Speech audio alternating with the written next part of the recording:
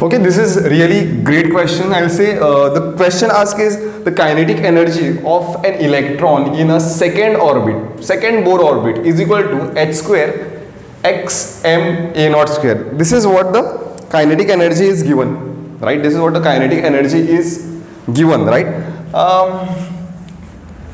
Expression is h square is there. This is what the kinetic energy. So kinetic energy, how do we write kinetic energy? Will be is equal to what? Half mass of the electron and the velocity of the electron whole square, right? This is what is the expression for the kinetic energy. But we know that angular momentum, if I write over here, then I'll write it over here. So angular momentum also we know that angular momentum mvr is quantized, that is it is integral multiple of h by 2 pi, right? So what will be a velocity?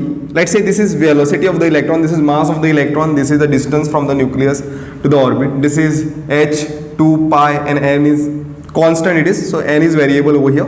So what would be a v electron? It is n h then 2 pi me r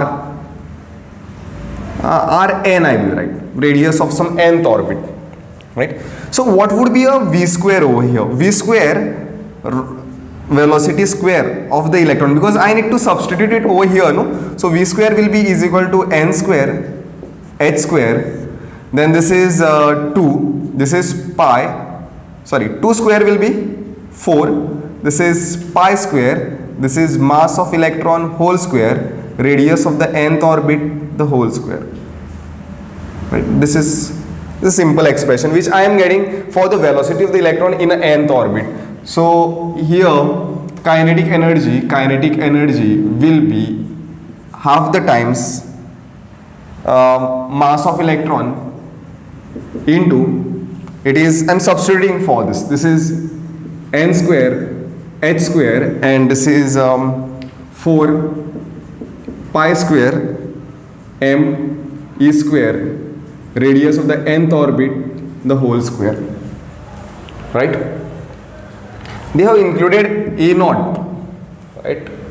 Radius r is not there, but a naught is there. So first we'll cancel whatever is getting cancelled over here, this m and this one of the mass of electron is getting cancelled. So I'll write this is to be n square h square, I'll multiply this, so this is 8 pi square mass of the electron. For the radius, when we write the radius of the nth Bohr orbit, we have a simple formula to be is equal to a naught into n square by z picometer, right? We write it this way.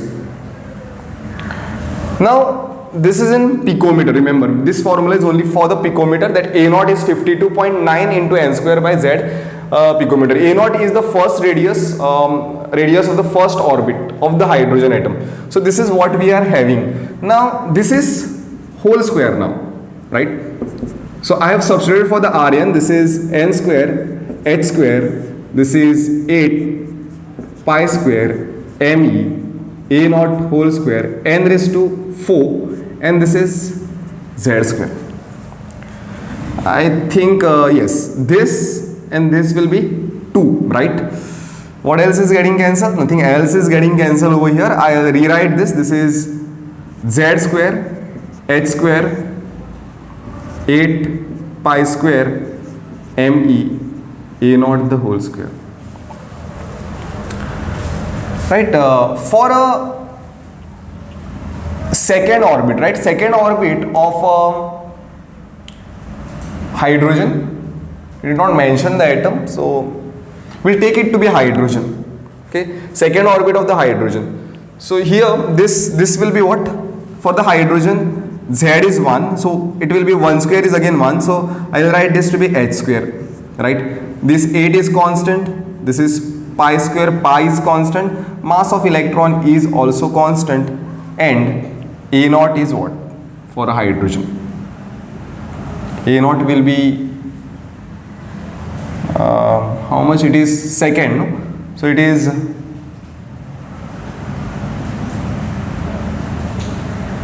yeah, n square is there. Yes, this is n square. So we'll write this a naught square, and n is second orbit. So this will be 4. See the thing. So I am equating this is equal to what?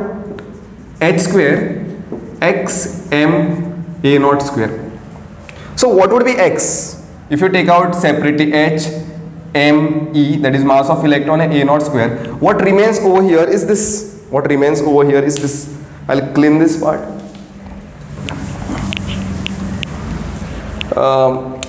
Therefore 1 by x will be is equal to h square is gone, so it is 8 pi square, then 8 pi square and 4, right? So because this is me a naught square, yes, this is what is x is equal to. So x is equal to 8 pi square into 4, that is 8 is equal to, x is equal to 8 into 3.14 into 3.14 into 4. So this x comes to be is equal to, I'll just check, it is 315.507.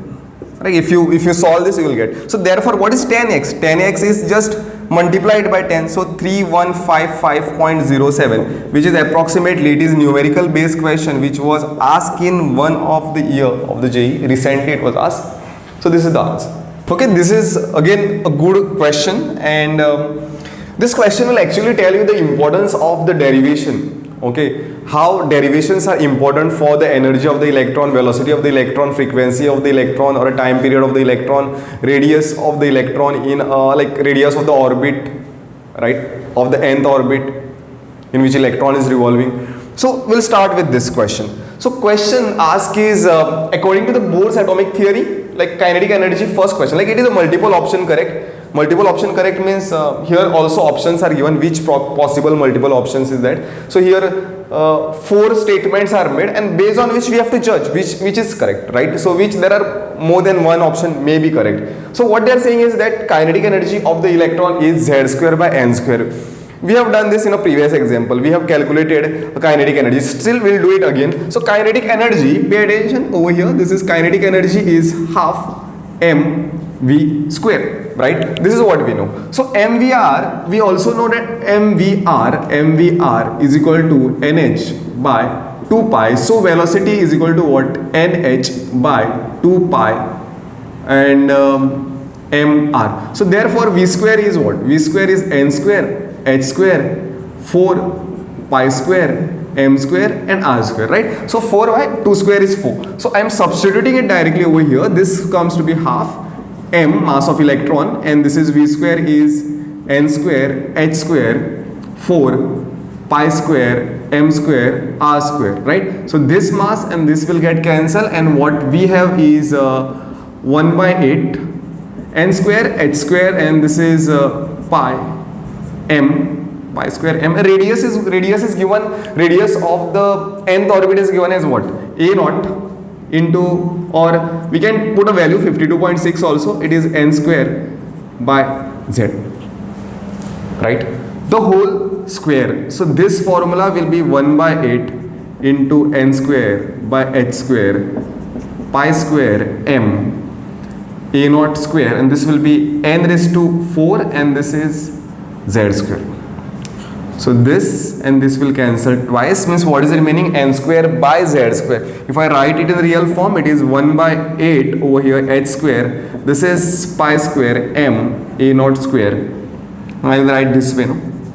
Z square by n square. Now this is a constant. H is constant, 8 is a value, pi is also constant, mass of electron is constant, A naught is 52.9 picometer, that is also constant. So I can say that kinetic energy is directly proportional to z square and inversely proportional to n square. Yes. Okay. So first statement is correct. Next question is the product of the velocity. Okay, product of the velocity of the electron in a principal quantum number n. What they are saying is that product of the velocity of the electron in a principal quantum number n. Velocity formula is what? Velocity of the electron in nth orbit is 1.86 into 10 raised to 6 n by z by n meter per second. Okay, it is this. Now what they have asked is velocity v into n, right? If you want to do this is n, no, this is n, so v n into n is what? 1.86 into 10 raised to 6 into z. What does it mean? This vn, like vn I am writing v into n, it is directly proportional to zn, not z square. So this option is incorrect. Next is frequency. Frequency is inverse of time period, right? Frequency is inverse of time, right? So if I start with this, speed is equal to distance upon time. If I do this, then what is time is equal to? Time will be is equal to distance upon speed, right? If I get what is time, okay, we can just make an inverse of it, and that would be this relation. Let's check whether it is getting correct or not. So what is the meaning by a distance? Distance means this is the nucleus, electron is revolving around the nucleus in a circular orbit. This is what the distance is, right? Whole distance means we are talking of the circumference. So time is equal to 2 pi r. This is distance. And speed of the electron is given how? Speed of the electron is given, just now we discussed, it is 2.18 into 10 raised to 6 z by n.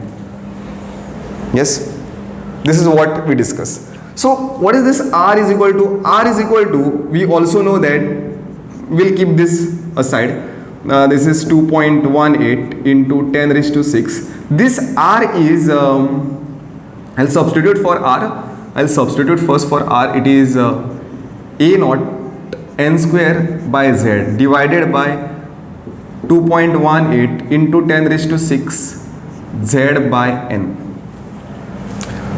Means, writing it again, this is time is equal to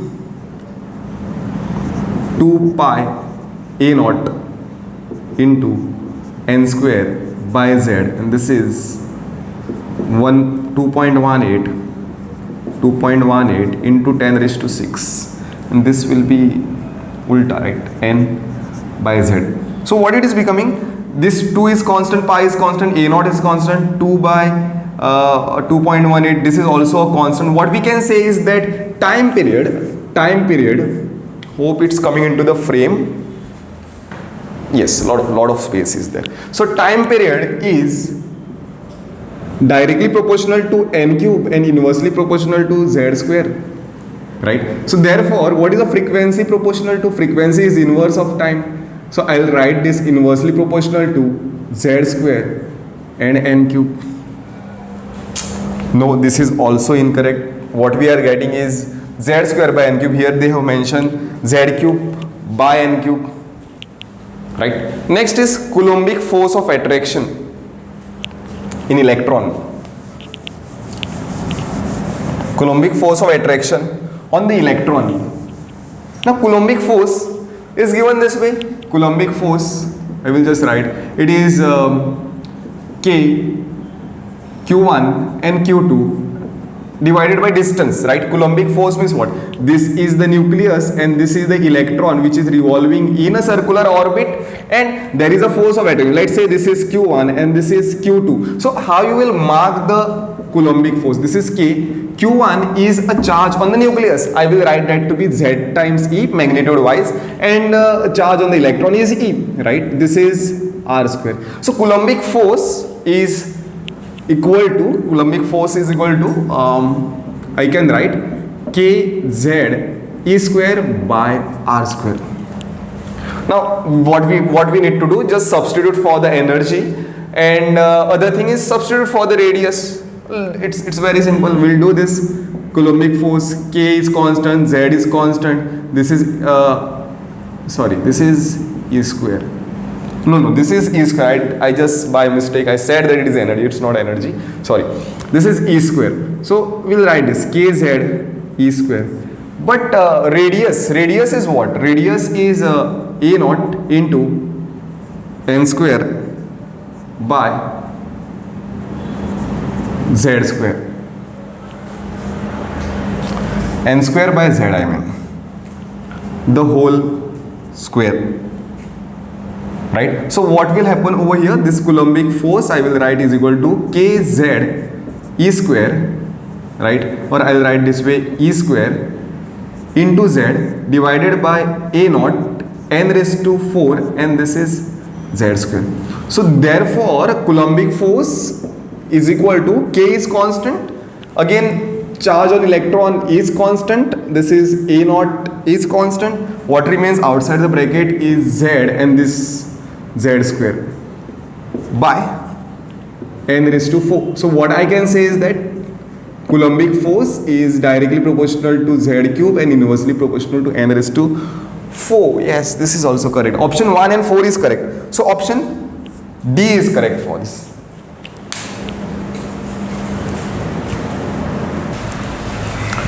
The difference between the radii of a third orbit and a fourth orbit of a lithium is delta R1. Okay, so this question is regarding the radii of the lithium plus 2 ion. That is the difference they have said, that is it's equal to delta R1, and delta R2 is the difference in the radius of the third and fourth orbit of the helium, right? So we need to find a ratio delta R1 and delta R2. See, radius of the nth orbit of the hydrogen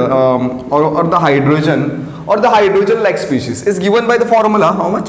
It is 52.9 n square by z.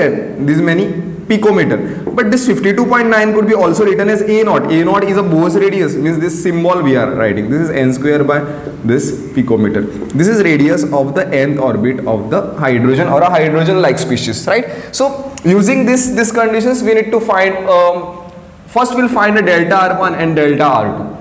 Once we find delta R1, delta R2, we'll just take the ratio of this. See, delta R1, I'm talking about the delta R1, means we are talking of, let's say lithium 2 plus. A Z for the lithium is 2, sorry. Z for the lithium is 3.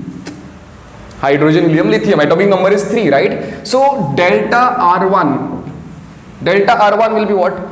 Radius of the fourth orbit minus radius of the third orbit. Radius of the fourth orbit minus radius of the third orbit. So what is radius of the fourth orbit? I will write radius of the fourth orbit will be A naught n square by z, right? N is what? Radius of the fourth, means n is equal to 4. So this will be what? N square is 4 square by 3 minus here also A naught 3 square, that is 3 square by 3. So this is delta R1 is A naught into 16 by 3 minus A naught 9 by 3. So what would be a delta R1? Delta R1 is you take A naught common, this is 3 and 16 minus 9, a simple calculation, this is coming to be A naught 7 by 3. This is my delta R1. What would be, this was for the lithium, now it is for the helium. Understand? Means this is the nucleus, first orbit, second orbit, third orbit and fourth orbit.